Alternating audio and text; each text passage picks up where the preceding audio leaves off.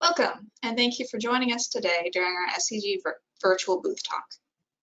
We have certainly been living in unprecedented times of late, and I was worrying a little bit about life at Bell Geospace and my future career, so I spoke to my peers. I was amazed to hear that actually the gravity business can fare very well during downturns, and that our global pipeline was looking healthier than it had in quite a few years. I decided to reflect on the details of why this could be, and it ended up becoming a story that was worth sharing with a wider audience. I hope you will find it of interest. We start this presentation by introducing you to who we are at Bell Geospace before describing the value proposition for full tensor gravity gradiometry and its implications for working exploration projects. We will touch upon a brief explanation of how the technology works before showing some high-end case studies demonstrating how FTG is a technology of choice for some operators during times of low exploration budgets. The case studies that we are going to run through are shown on the agenda slide here. We will spend a little bit of time over in Malaysia, but I've kept the rest of the case studies on home soil here in the United States, where we will talk about adding value to seismic data in the Gulf of Mexico, de-risking shallow hazards in the Permian, meeting work commitments, which has relevance all over the world at the moment with so much time lost to COVID, and then finally, lowering your exploration footprint. My name is Catherine Chase. I'm a geoscientist at Bell. I worked for Bell during my time at University of Houston and have been here since I graduated. My day job is processing and creating flight survey plans and reporting survey progress to clients. You may use the question box to send in any questions you have, and I will answer them at the end. Many of the interpretations shown in this presentation are not my own. They were done by Greg Jorgensen from Flatirons, who is an expert in potential fields, inversion, and much more knowledgeable than I am. He is not on the call, so I will answer your questions as best I can. I would also like to acknowledge Steph Kuna, one of our field supervisors, who took most of the photography used in this presentation, apart from this image, which I took myself in West Virginia. Bell Geospace is the world's most established provider of FTG services to the industry. We've been in business since 1994 and have grown as a company over the years with a worldwide presence. Our collective expertise, comprised of geoscientists and engineers, drives the successful deployment of FTG on many exploration projects worldwide. We are recognized as the leading authority on FTG. Our heritage is in marine acquisition, and our first airborne survey was in 2002. We've acquired in excess of 2 million line kilometers since that time. We own 4 instruments and operate 3 Basler BT-67 aircraft worldwide. We are also very proud of an unblemished health and safety record, with no incidents to report on any of our projects. I read a good quote in the Canadian Geological Survey. Geological maps are to the exploration industry as road maps are to the tourist industry. Both are essential to get around, and both need to be continually updated. FTG provides a way of mapping geology. FTG directly measures the anomalies in the Earth's gravity field caused by stratigraphic and structural changes. This translates to imaging density contrasts in the subsurface so that subsurface geology can be mapped for exploration. What I really want to get across to people in this presentation is the resolution that can be provided by FTG. FTG shows greater sensitivity to geology than gravity does. FTG directly measures all tensor components of the gravity field. The TZZ charts density, high density for dolerite dike, and low density for diatreme. The THC, the total horizontal curvature, detects 3D structural shapes, positive response for diatreme and dolerite, and THG, total horizontal gradient, tracks fault contents as the positive anomaly over the tip of the fault. THC is produced by combining TXX, TXY, and TYY. THG is produced by combining TXZ and TYZ.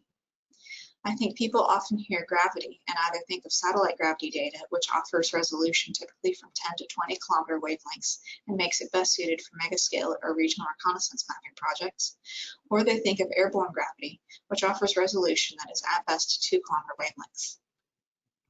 What you may not know is that dedicated FTG surveys can match ground gravity resolution over the targeted sections, and if acquired with tight line spacings, can offer 50-meter spatial wavelength resolution survey-wide.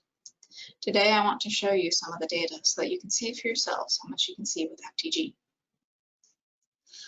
The instrument we use is considered the second most sensitive measuring instrument after the atomic clock, and it's manufactured by Lockheed Martin. The instrument contains 12 accelerometers arranged in 3 rotating disks, each measuring the gradient of the gravity field. We've had fantastic success with testing and deploying FTG on many platforms over the years. The aircraft we are on now, the Basler BT-67, is shown bottom right. The BT-67 is a DC-3 that was originally used in World War II. I won't go into too much detail here, but this shows all the stages in which FTG can be useful in an exploration program. This applies for both a downturn or boom in the oil and gas economy. So you have seen briefly where people use it, but what exactly is FTG? FTG is a full-spectrum broadband gravity technology. It allows optimal usage of gravity in an exploration context from basin modeling to prospect and structural mapping workflows. In this image here, you are looking at a display of the FTG Gradiometry over a backdrop of legacy satellite gravity data. We call it full-spectrum gravity. The correlation is remarkable as we observe that 1, there's a coincident long wavelength signal between the FTG and the satellite data, and 2, the finer detail from the FTG and defining clear geology with more confidence. The net effect is an uplift in gravity data quality.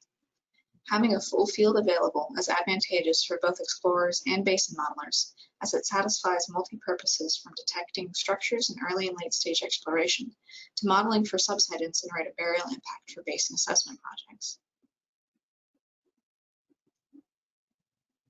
Color blending is an exciting development for geophysics, as it enables a clear and concise means of visualizing multi-component data sets in a single display. Much like how spectral decomposition in the seismic world combines different spectral content from 3D volumes using color blending to track geology. Here we have blended TZZ, the total horizontal curvature, or THC, and the total horizontal gradient, or THG.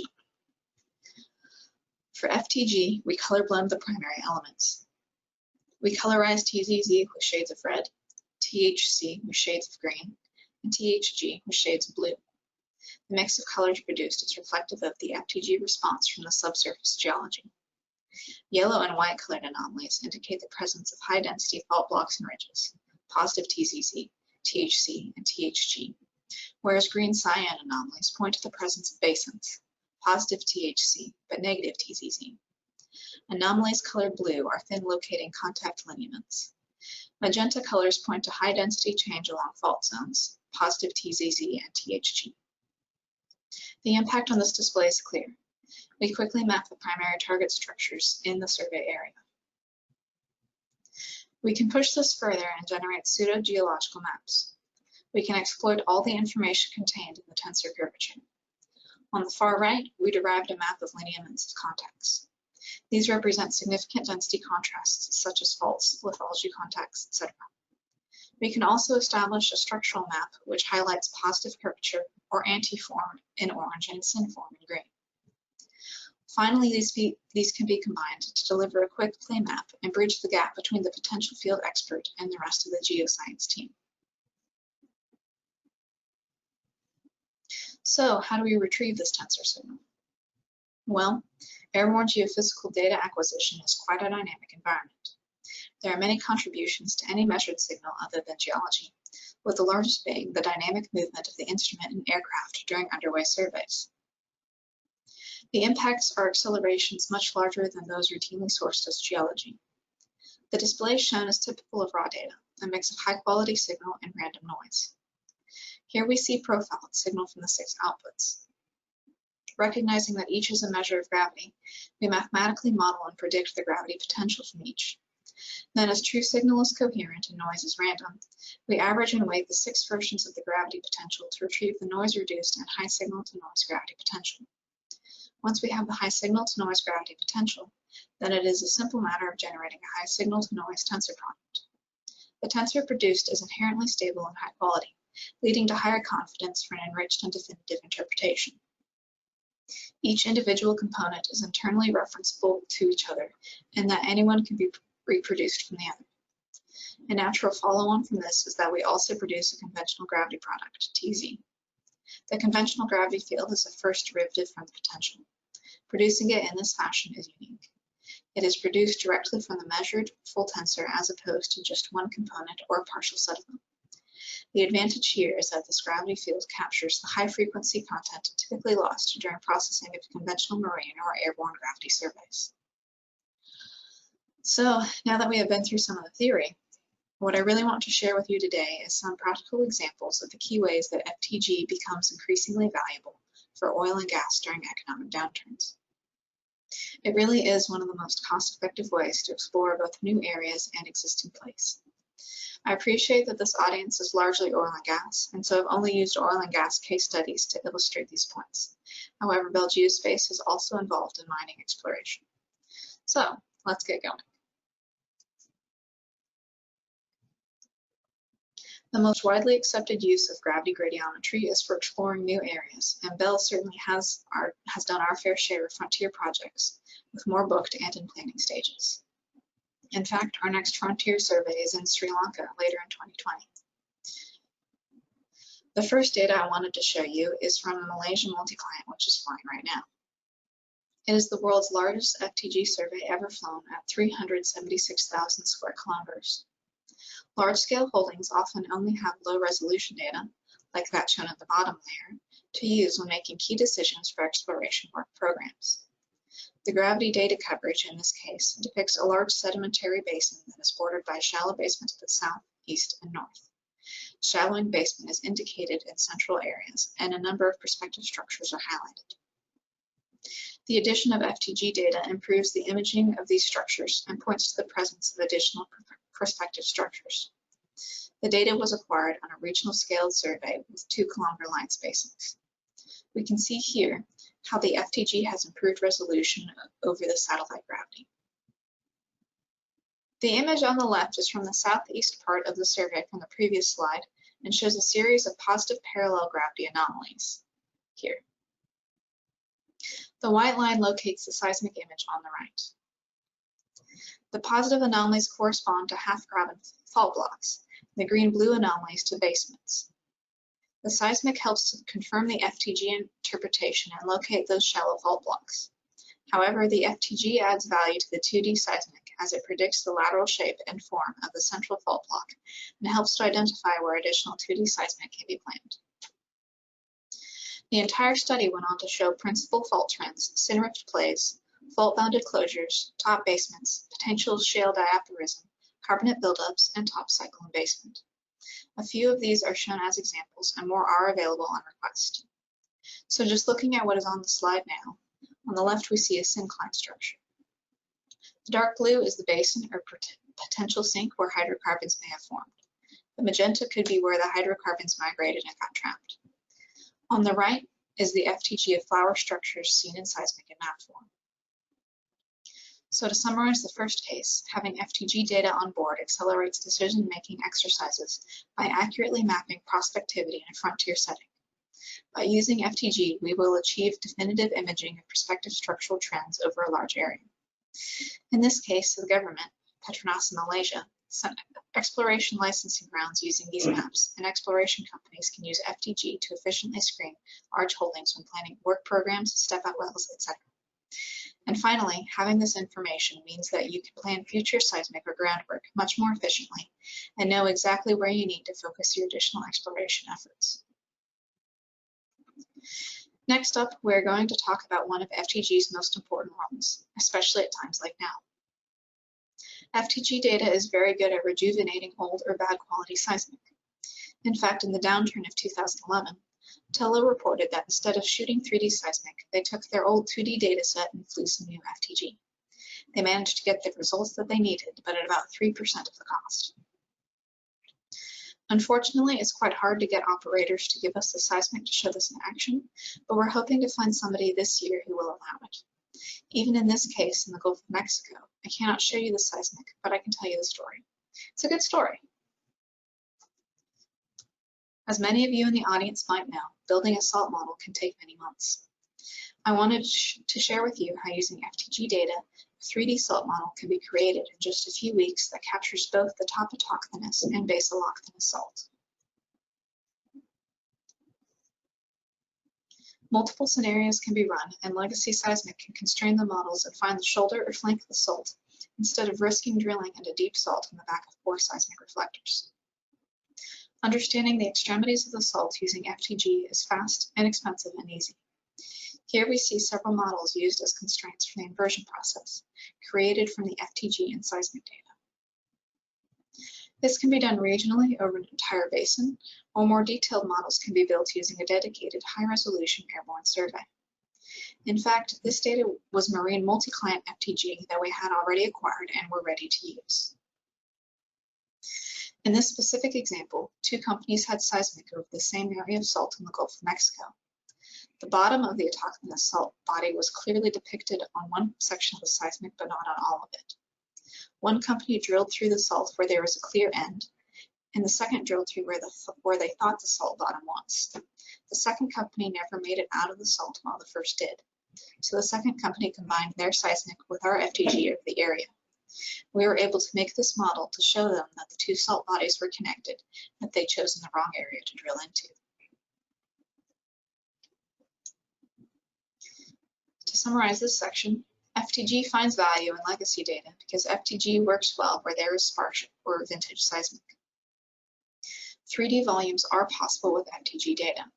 Deliverables do not have to be just in 2D. We have a whole team of interpreters both in-house and in our network who can carry out 3D quantitative projects. FTG results can be used in decision-making for drilling, and in certain scenarios it is possible to use FTG to influence the final drilling decisions. On to the third case study, which talks about FTG's role in de-risking complex geology. Remember, FTG works by looking at changes in density in the rocks, so therefore it makes sense that it works best when defining volcanics, salt bodies, buried channels, and shallow basement features. The example I'm going to use is from the Permian. How does an acreage owner in the Permian get a regional understanding of what may be happening in and around their acreage? It would be cost prohibitive to purchase 3D seismic outside of your area of focus, and some of the karst features responsible for loss of circulation have been encountered in the first few hundred feet where seismic control is inconsistent and there is no surface expression indicating a problem. High-resolution airborne data is a great first step towards assessing risk.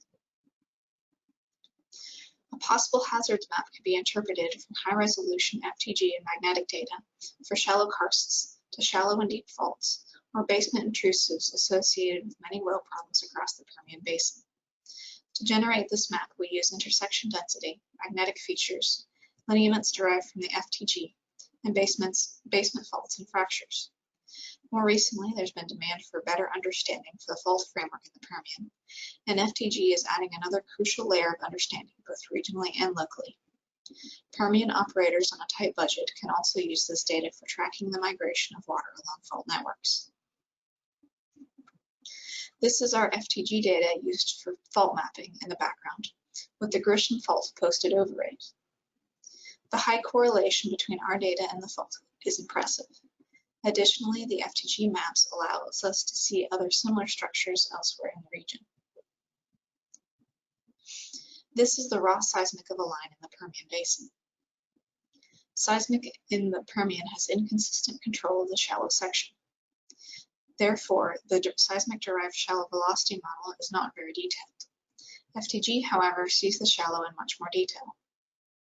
So if we take the initial velocity model and convert it to density, we can replace the first few hundred feet with a much more detailed model showing all of the FTG anomalies. This can then get converted back into velocity and the correct time corrections applied. This is what you're seeing in the seismic trace images here. Once corrected for time using the FTG shallow section detail, all of the different versions of each line are improved. The more correct you can get the velocity model earlier in the processing workflow, the more time and money you save. To wrap up this section, FTG provides up to 50-meter spatial wavelength resolution over an entire survey area. Acreage owners can study their own acreage and neighboring areas due to the affordability of FTG. Regional information can be used to inform local decision-making. FTG is repeatable and reliable. Similar principles as shown here in shallow hazards also apply in volcanics, salt bodies, and lineaments such as faults and buried channels. A lot of time has been lost due to COVID, and operations have had to cease. So FTG provides a way that we can make up for some of that time. FTG isn't a replacement for seismic as it provides a different result, but it provides a fast and cost-effective solution to the time lost due to the pandemic. During our survey projects, we are in regular communication with our clients. This, and the way our surveys are designed, flown, and processed, allows us to make rapid changes to our plan that would not be allowed with many other types of geophysical data acquisition. The example I'm using here is from a survey we flew in West Virginia. This survey was an oil and gas survey that was focused on finding fault and basin structures. The original plan was a 1,000-meter line spacing over the whole area. As usual, acquisition started on a wide interlace of every sixth line. This allows us to quickly cover large parts of the survey area so the client can see results from the interim images quickly. We gave the first round of interim images to the client at this point. They looked at the data and asked that we focus on certain areas, infilling those to 1,000 meters before going back to the rest of the 3,000-meter interlace, as we can see in this third image. As the survey progressed and we learned more from the client about their goals, they realized that they didn't need 1,000-meter spacing over the whole survey area after we gave them additional interim images at this point in acquisition. As a result, they asked us to infill the entire western section of the block to 1,000 meters and to leave the eastern at 3,000 meters. Final acquisition for the survey is shown here.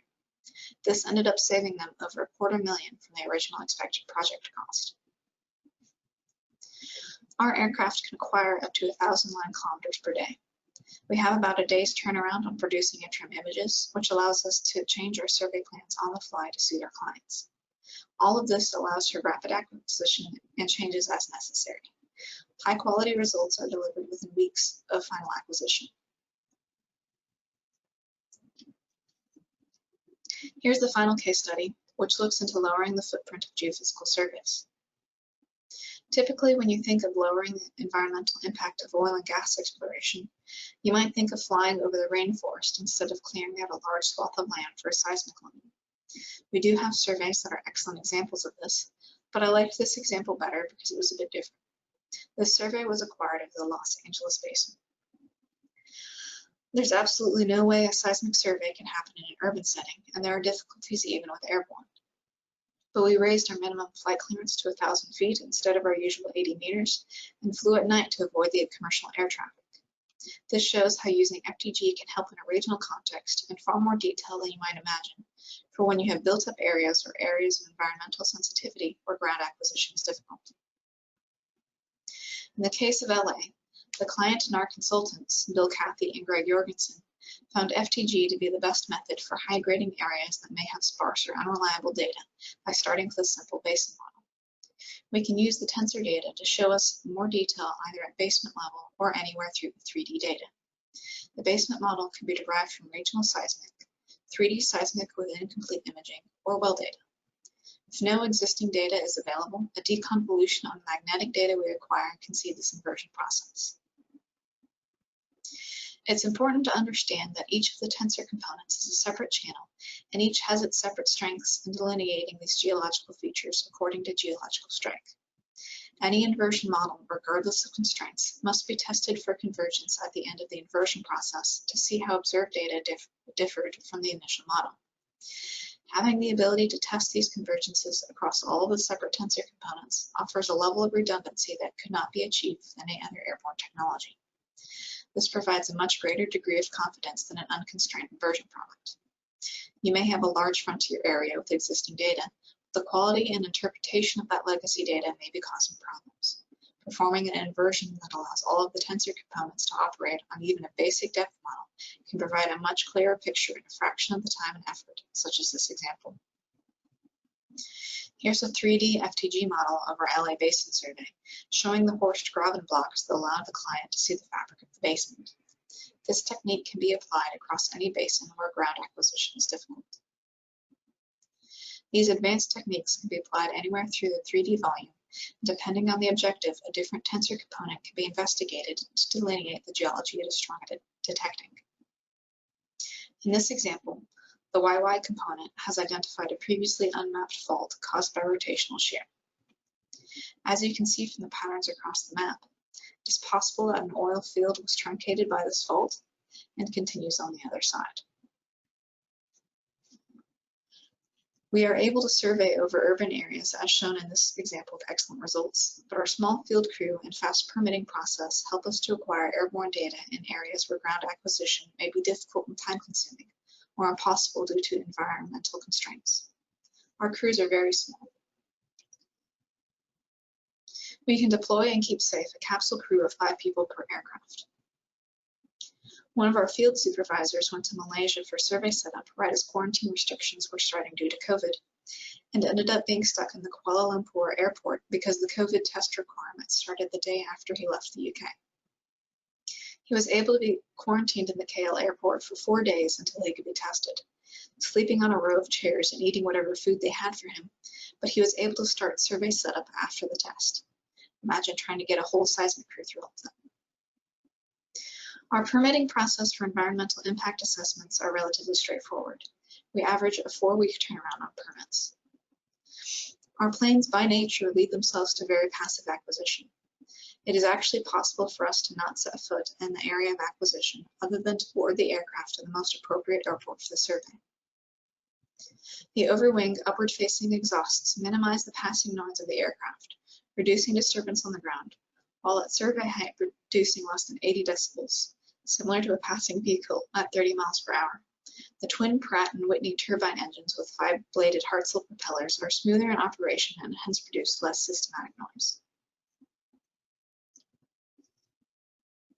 I hope you have enjoyed the presentation and have learned something new. I hope that the data shown has brought to life that FTG provides low-cost means to explore the geology of acreage and can be particularly useful to add value to existing seismic. That FTG is quick and inexpensive to deploy and provides results fast. That the value of FTG over other airborne methods is in the resolution of the results. And that FTG is low impact, low budget, and high value. All important qualities considering the times of low oil prices and post-pandemic operations. Thank you for listening. Does anyone have any questions?